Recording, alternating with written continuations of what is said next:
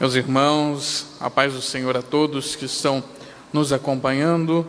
Estamos aí de volta, tivemos um probleminha técnico na transmissão anterior. Você que nos acompanha deve ter percebido e por essa razão iremos dar sequência à nossa aula de uma maneira bem sucinta, mas tratando de todos os componentes que estão propostos nessa lição.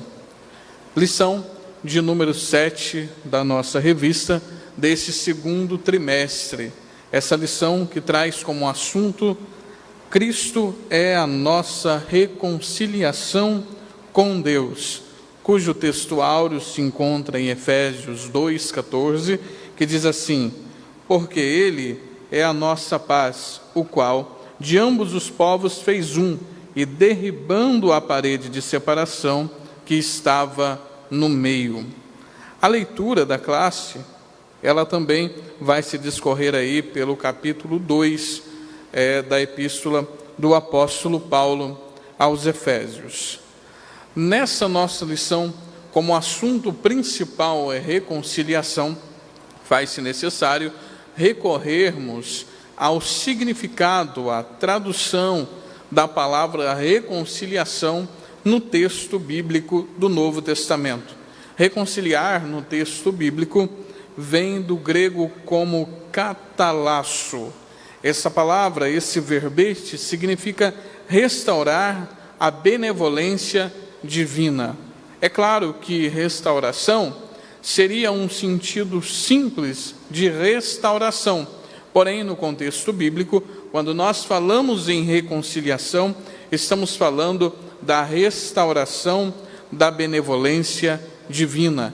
Esse significado, ele pode ser aferido por você, nosso aluno, leitor das obras da CPAD, no dicionário Strong, que está aí na Bíblia Palavras-Chave. Esse significado norteia toda essa lição, e nós veremos as implicações dessa restauração ou dessa reconciliação no cotidiano da igreja, no cotidiano da nossa vida cristã. É preciso relembrar a lição da última semana, onde nós tratamos sobre a condição dos gentios, dos homens sem Cristo, sem a salvação. E hoje nós estamos tratando de uma reconciliação. O versículo que faz a conexão entre a lição da semana passada e a lição de hoje é o verso de número 13.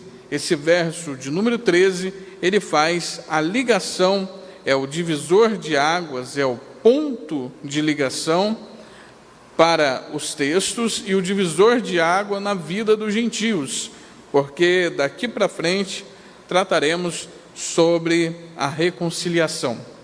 Para falarmos de reconciliação, devemos, portanto, entender o seu oposto, que é a separação. O texto fala sobre a derribada, a queda de um muro de separação. Aqueles que estudam a história contemporânea e mais recente podem tomar como um exemplo as Coreias, países asiáticos hoje divididos por uma guerra silenciosa, uma guerra sem sangue, uma guerra sem mísseis, mas uma guerra que perdura já desde o ano de 1945, onde houve a libertação, a saída de sob o domínio do Japão, e as Coreias então se dividiram. Há um muro de separação simbólico entre aquelas nações. Famílias tiveram que ser separadas, nunca mais puderam se encontrar. Passaram a viver uma realidade complexa e distinta daquelas que até então eles estavam acostumados. Quantos pais ficaram do lado norte, enquanto os filhos estavam do lado sul. Quantos parentes, amigos, quantas pessoas que recebiam e trocavam afetos, até mesmo casais foram separados por conta da separação das nações. Isso ilustra muito bem a condição humana pós-queda e a realidade divina. Estivemos como homens, como humanidade, separados de Deus pelo pecado. Pior que isso, Deus, na sua soberania, elegeu um povo para ser modelo às outras nações da sua vontade para com os homens. Esse povo eleito por Deus, e nós veremos isso na lição, deixou com que a presunção religiosa de exclusivismo e supremacia religiosa invadisse os seus corações. E então, agora já não estava mais o homem separado apenas de Deus. Houve também uma separação entre homens e homens.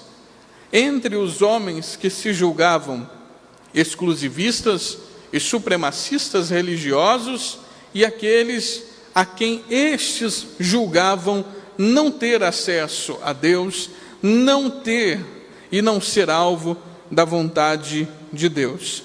Nós podemos ver isso claramente nas páginas do Novo Testamento. Quando nós olhamos para o livro de Atos, em seu capítulo 21, do verso 28 ao 30, há um episódio acontecido e ocorrido com dois homens, dois personagens bíblicos, um bem conhecido e outro menos conhecido. Nós estamos falando de Paulo e Trófimo. Esse Trófimo era um personagem, um homem, um cidadão da cidade de Éfeso. Estava com Paulo em Jerusalém e Paulo foi acusado de ter introduzido esse homem no santuário e por isso foi punido e buscado para receber punição. Veja o exclusivismo religioso que habitava o coração daqueles homens. Olhavam para o cidadão de Éfeso, Trófimo, e culpavam Paulo pelo simples ato de tê-lo introduzido no santuário. É importante que nós tenhamos algumas considerações e façamos algumas considerações. Quando o Novo Testamento fala que havia um muro que separava os gentios dos judeus, esse muro ele é literal e espiritual. Literalmente, havia uma parede de separação que ficava entre aqueles que eram judeus e aqueles que eram gentios. Esse muro de separação estava no santuário, esse muro de separação estava na casa de Deus. Porém, é importante entendermos que esse muro não foi uma ordenança divina. Não havia nenhuma ordenança do Eterno no Antigo Testamento que solicitasse que o homem construísse um muro separando o átrio do santuário para que estrangeiros não entrassem. Pelo contrário, a vontade de Deus era que os estrangeiros fossem circuncidados e se convertessem à fé pura, monoteísta, daqueles que praticavam o monoteísmo, ou seja, os judeus daquela época. Essa era a vontade de Deus, uma nação modelo que deixou de ser modelo porque deixou a vaidade religiosa, a vaidade entrar nos seus corações e construíram uma espécie de nação supremacista.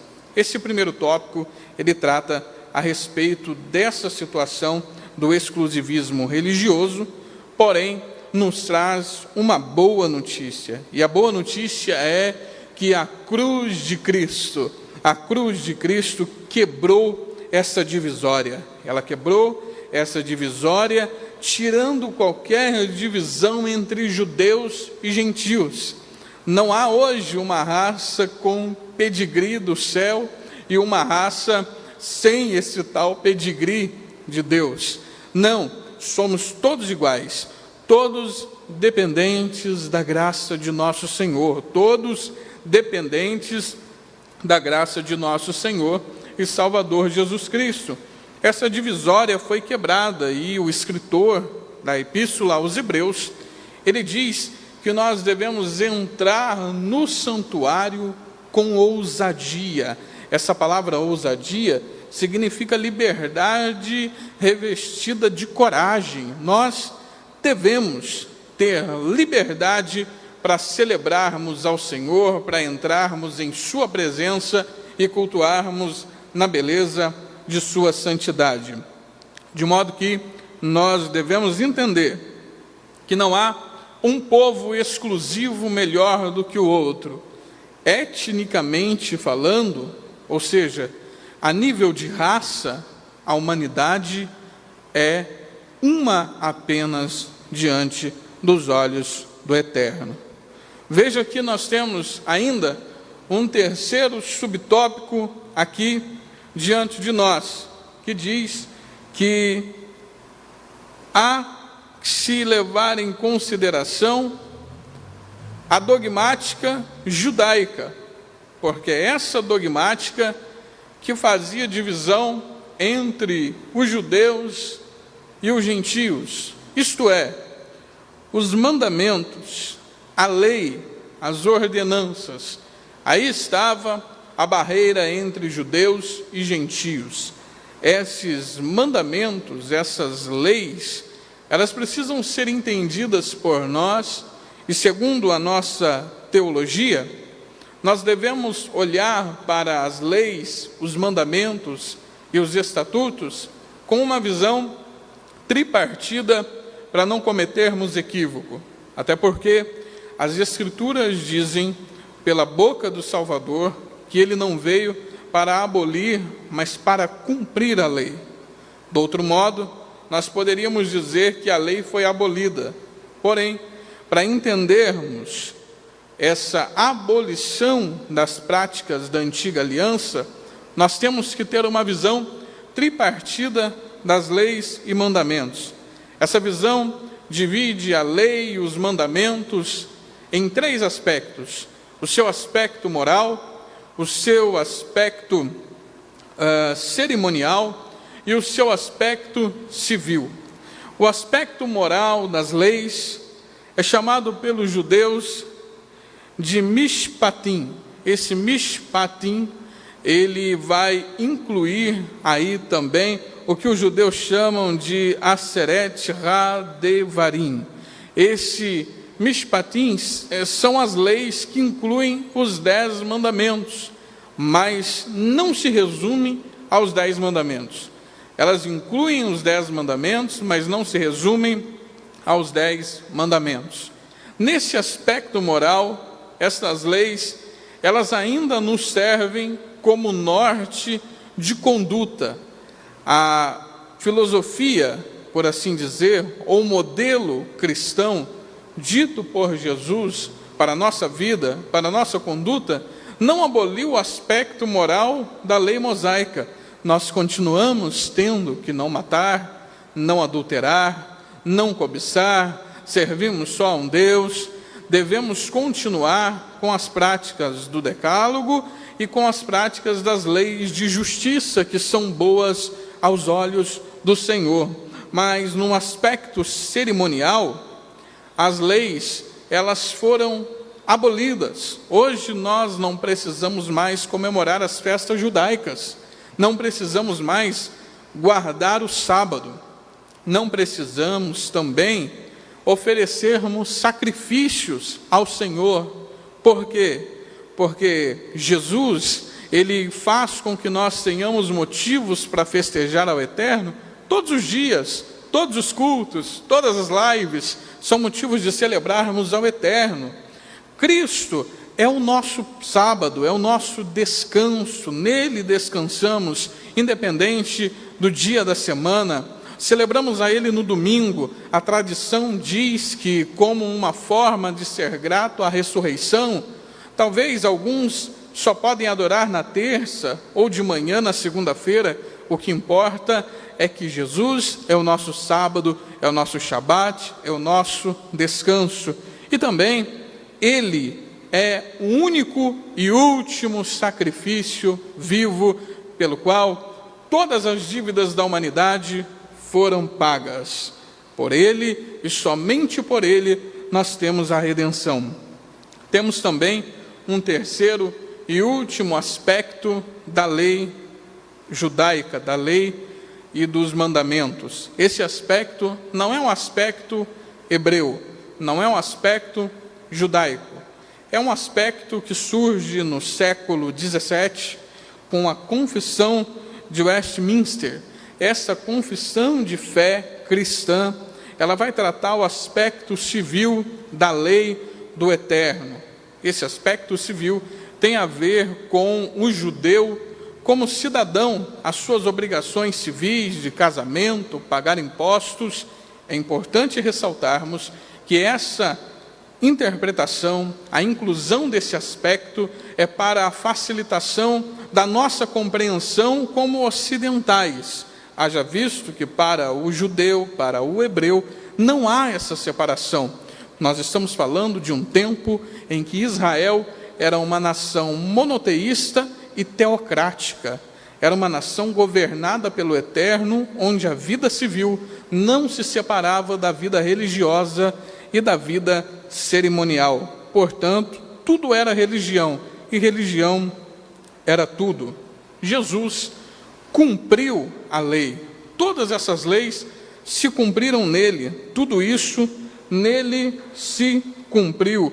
Tudo isso nele se fez. E por tudo ser nele e ter nele o seu cumprimento, nós não precisamos mais nos atentar com as leis cerimoniais. É por isso que quando nós olhamos para a Escritura Sagrada, nós vemos que em favor de todos os povos, Jesus cumpriu as leis. Ele se ofereceu como sacrifício por todos, como diz o escritor da Epístola aos Hebreus, no capítulo 7, versículo de número 27. Entendemos então aqui o conceito desses mandamentos, entendemos que eles eram uma parede de separação entre o homem e Deus, entre os judeus e os gentios, e que Cristo, pela cruz, derrubou e fez com que caísse essa separação feita por esse muro espiritual e literal. Nós temos aqui um segundo tópico, portanto, da nossa lição. E aqui nós entendemos que derribada essa parede, vencida essa separação, cumprido os mandamentos e a lei em Cristo, dá-se início a uma nova humanidade pela paz. Há uma proposta divina, há uma proposta do Eterno. O surgimento de uma nova família, de uma nova humanidade proposta a partir da paz. A palavra paz, empregada aqui, ela aparece em todos os livros do Novo Testamento, exceto a primeira epístola de João. Essa palavra paz, que no grego é eirene, ela traz o sentido de harmonia e de tranquilidade. O nosso comentarista bem apontou e enumerou aqui alguns aspectos ou algumas descrições da paz que contém o Novo Testamento. Essas descrições, elas estão como boas relações em Atos 24, fim de conflitos em Lucas 14, 32, tranquilidade na nossa Bíblia, no Antigo Testamento, em 1 Reis 4 e 24, e qualidade espiritual do fruto do Espírito em Gálatas 5 e 22. A paz é a qualidade do fruto do Espírito, ou uma das 9 qualidades do fruto do Espírito que estão na nossa Bíblia Sagrada, aí na carta do apóstolo Paulo aos Gálatas. Quando nós olhamos para essas descrições, nós temos que entender, para esse texto, qual o emprego da palavra paz. E é o mesmo emprego da palavra paz na epístola do apóstolo Paulo aos Colossenses, capítulo 1, verso 19. Colossenses 1 e 19 e 20 nos diz assim: porque foi do agrado do Pai que toda a plenitude nele habitasse, e que, havendo por ele feito a paz, pelo sangue da sua cruz, por meio dele reconciliasse consigo mesmo todas as coisas, tanto as que estão na terra, como as que estão nos céus. Ora, o sentido de paz empregado pelo apóstolo aqui é a razão primeira pelo derramamento do sangue na cruz do Calvário. E aí, talvez você questione e pergunte, mas, professor, por que nos escorarmos e nos apoiarmos na carta aos Colossenses para essa compreensão, se nós estamos estudando a carta aos Efésios? E foi esta carta que os crentes de Éfeso receberam. Se nós precisamos de um subterfúgio em Colossenses para compreender a paz de que trata o texto, o que fizeram os crentes de Éfeso? Ora, é muito simples. Eu preciso lhe informar que essas cartas são transitórias. A carta aos Colossenses, ela também passou pela mão dos crentes de Éfeso. E a carta aos Efésios também passou pela igreja de Colossos, pela igreja de Laodiceia, de modo que as cartas do apóstolo Paulo eram transitórias e se completam. E é comum encontrarmos significados, aplicações, explicações, complementariedade de uma epístola em outra, porque o apóstolo que escreve de maneira epistolar usa uma epístola para complementar a outra, e elas transitam pelas igrejas simultaneamente. Dito isto, é importante aqui entendermos que Cristo não cria a paz. Cristo é a paz. Ele não cria, ele é a paz. Ter paz é uma consequência de termos Jesus em nós. A igreja que tem Jesus é uma igreja que tem paz. O crente que tem Jesus é um crente que tem paz. Isso está descrito aqui, e nós podemos averiguar no Evangelho, segundo escreveu João, capítulo 14, a partir do verso 23. Jesus respondeu e disse-lhe: se alguém me ama, guardará minha palavra, e meu Pai o amará. Viveremos para ele e faremos nele morada. Faremos nele uma morada. Ao concluir tudo isso, Jesus disse: deixo-vos a paz. A minha paz vos dou, não vou-la dou como o mundo dá. Não se turbe o vosso coração, nem se atemorize. Morada, em grego, é monê. Monê é lugar de permanência. Jesus, ele quer fazer dos corações dos crentes, do interior dos crentes, da consciência dos crentes, uma morada para que ele e o Pai habite, e habite com permanência. Quando Cristo habita a vida de alguém, ele não é transitório, ele não sai e volta, ele não quer que você o coloque para fora, o receba novamente, o coloque para fora, não. Ele quer um lugar de permanência constante, contínua e abundante em nossas vidas. Quando nós nos tornamos essa nova humanidade, e é feito de nós um lugar de permanência, e nos tornamos esse lugar de permanência, essa morada do Altíssimo, nós temos algumas características. E essas características são as características da nova humanidade, da nova família. Professor, que nova família é essa? Ora, a nova família é a igreja, é a eclésia. Precisamos nos lembrar que a epístola aos Efésios é uma epístola eclesiológica, que trata da igreja, dessa nova família. E essa igreja, ela tem algumas características. E aqui nós estamos diante de um dos pontos mais importantes dessa lição: as características da nova humanidade ou da igreja. A primeira delas é que não há circuncisão nem incircuncisão. Ou seja, Cristo é tudo em todos. Isso está em Colossenses 3:11. O que o apóstolo está nos demonstrando é que nessa nova família, nessa nova humanidade, não há espaço para discussões religiosas vazias de espiritualidade. Não há espaço para dogmas segundo a lei. Não há espaço para uma diferenciação daqueles que têm uma vida ortodoxa, dogmática e que vivem segundo preceitos religiosos vazios, e aqueles que não querem esses preceitos. O apóstolo está aconselhando que tanto os gentios quanto os judeus deixem de lado as discussões religiosas do judaísmo e passem a viver o cristianismo. A judaização da fé era uma tentação para os judeus que viviam naquele tempo. Curiosamente, isso volta à tona, especialmente no Brasil.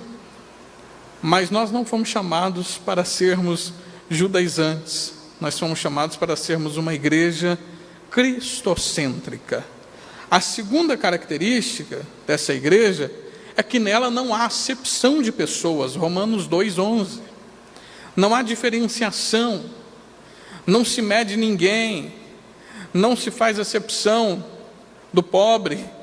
Não se faz acepção do doente. Não se faz acepção por cor da pele. Não se faz acepção por conhecimento, por nível intelectual, por capacidade financeira, econômica, por etnia. Não há acepção de pessoas nessa nova humanidade. Todos são um em Cristo e Cristo é um em todos.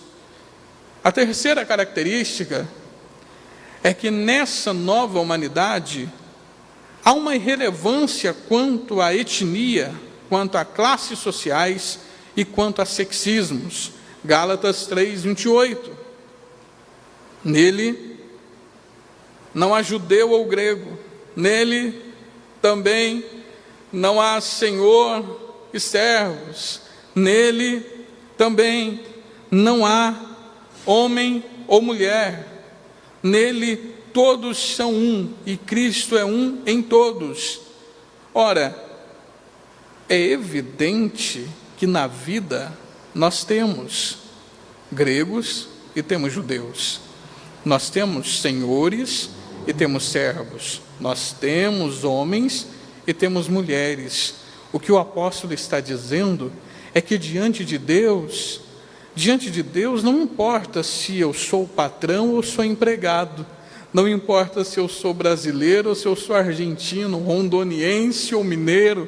Não importa se sou eu ou a minha esposa. Deus usa quem Ele quer, como quer e quando quer. Essas, portanto, são as características da nova humanidade, as novas características dessa igreja, dessa eclésia. E aqui nós vamos para o último tópico da nossa lição, o tópico de número 3.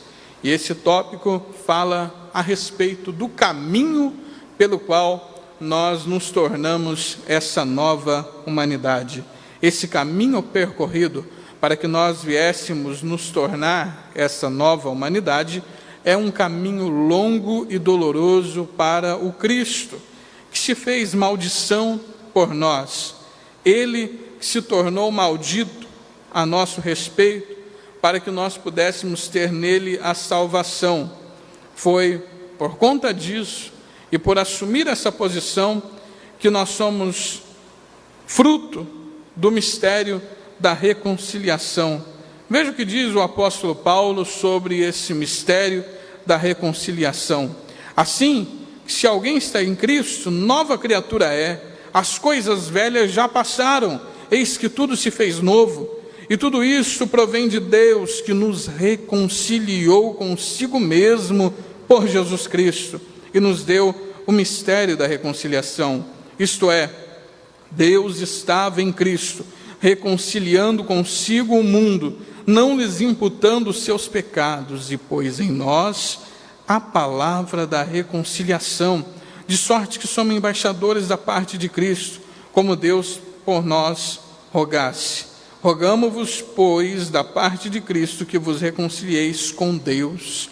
Ora, Deus estava em Cristo e reconciliou consigo o mundo, para que nós fôssemos um. E essa reconciliação é para que essa igreja seja um corpo apenas. É uma reconciliação horizontal e vertical, entre os homens e entre os homens e Deus. Jesus disse isso na parábola do servo impiedoso, em Mateus 18, do 23 ao 35. Aquele que quer receber perdão deve também perdoar. Com isso, meus irmãos, nós concluímos a lição de hoje com uma consciência: somos separados para Deus, e essa é a única separação que prevalece em nós, porque entre os irmãos não há separação.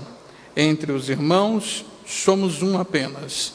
Entre os irmãos somos um corpo em comunhão vertical e em comunhão horizontal.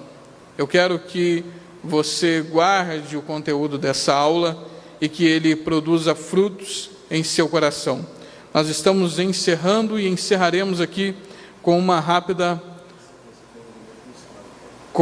oração, e na sequência haverá aqui um momento missionário.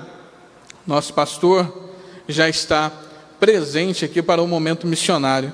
Vamos orar a Deus, agradecendo a Ele pela sua palavra e por essa aula. Eu espero que ela tenha encontrado guarida nos vossos corações. Senhor, nós te louvamos por esses momentos em sua presença, nós te louvamos por essa aula, por esse aprendizado.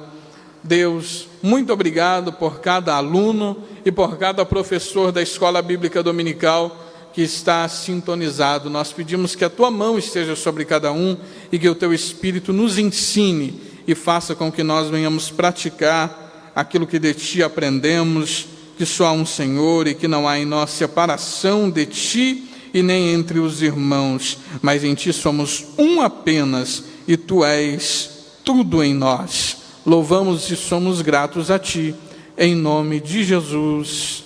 Amém e amém.